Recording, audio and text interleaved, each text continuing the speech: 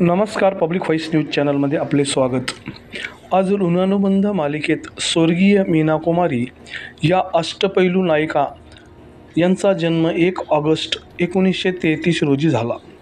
त्यांचं मूळ नाव महजबीन बानो. त्यांनी बालकलाकारापासून सुरुवात केली.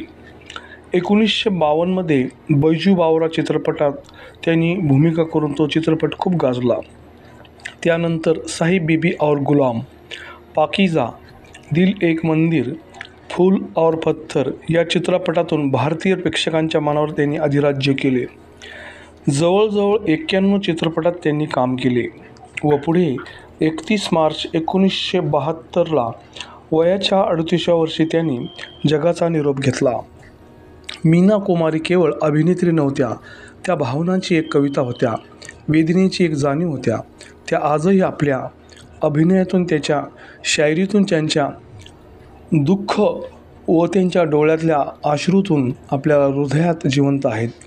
जरी आता त्या आपल्या सोबत नाहीत तरी पडद्यावर चमकणाऱ्या त्या भावनांचे जतन कायम राहील.